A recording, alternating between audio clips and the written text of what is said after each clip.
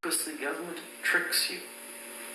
They will arrest you before you've had a trial without a grand jury indictment. They break the law completely.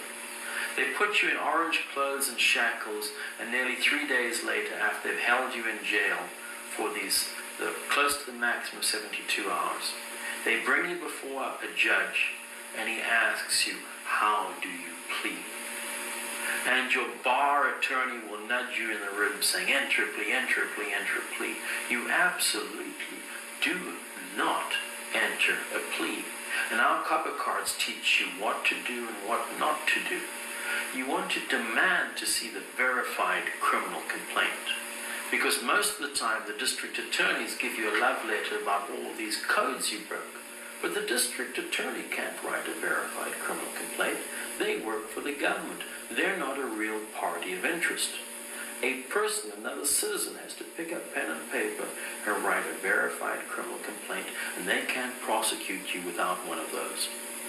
And what they next have to do is they need to prove that you have act, intent, and damage, that there's probable cause for this crime. And if they don't have any of that in place, they can't prosecute you. However, if they get you into their court, they put you in front of their high priest in a black nightie, and he says, how do you plead?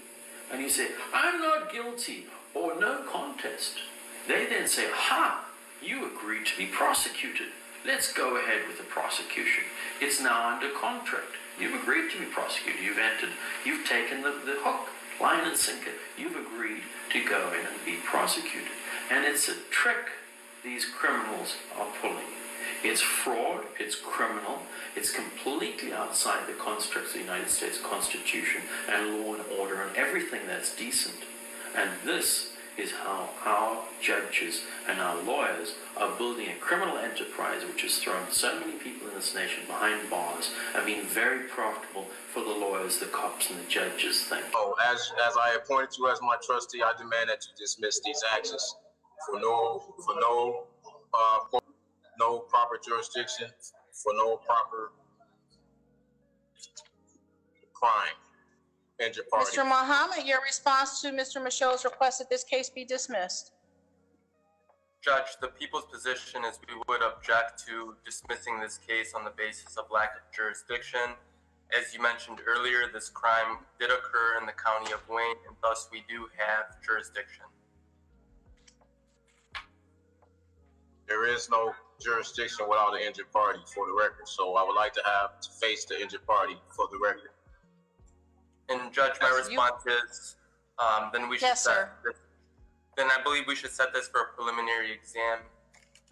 I object to that, ma'am. You cannot proceed without jurisdiction being provided on the record. And you being my trustee, for the record, ma'am, you have to dismiss this case as I demand, for the record. Your request to have this matter dismissed is denied. Mr. Michaud, my question will remain the same. Would you wish the court to schedule an exam?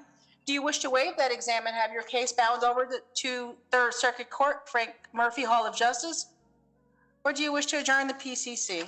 Those are your options this morning, sir. They're going to stay the same. I would like for jurisdiction to be provided for the record, and that if not, I demand dismissal for the record. This case will not be dismissed, sir. Would you like the exam scheduled? Would you like to waive the exam, or would you like to adjourn the PCC? Again, jurisdiction for the record. You cannot proceed when once jurisdiction is challenged. Again, the court cannot proceed when it clearly appears that the court lacks jurisdiction. The court has no authority to reach matters, but rather should dismiss the action. That is Mello versus U.S. Mr. Michaud. No, as how to get a judge removed. You're not going to go anywhere in any law school and that curriculum is going to exist. So here's how I found this out. You guys go to court and you allow a judge to intimidate you. All you have to do is go to court and say, Your Honor, I never got served. If you move forward with this hearing, you're in direct violation of my constitutional rights. I plead the Fifth Amendment from any further testimony. What you just told the judge was, process was broken. You will sure enough, get thrown off this bench. If you think that The 30 or so steps that it took to bring this to your desk was all followed carefully. Your Honor, are you willing to bet on the fact that you're in a system that's flawed, that's designed to trap men? Do you honestly believe that every time you sign off on an order, every step was followed appropriately? Your Honor, I'm not in here to question the fact that I'm in here for non-payment of child support. I'm in here because you're going to sign off on something and you agree with it, and you're not supposed to. And in doing that, you'll violate my constitutional rights. The 2 times that I said that to the judge, they said, oops, you're not going to put a dildo in my butthole. Meeting's adjourned. How did I find that out? Glad you asked.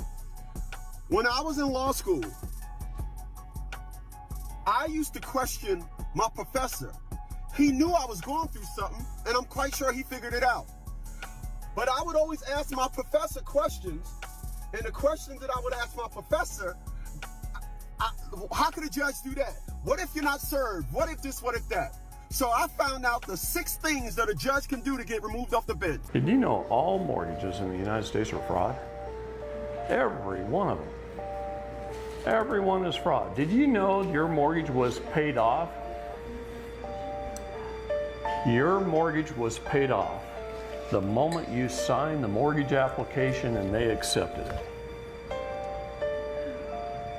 You know who paid it off? You did. See, you're not a debtor, you're a creditor, you just don't know it. You don't know it. They want you to think you're a debtor and that you're indebted to them. Your signature paid off that loan immediately. And you don't know why, do you?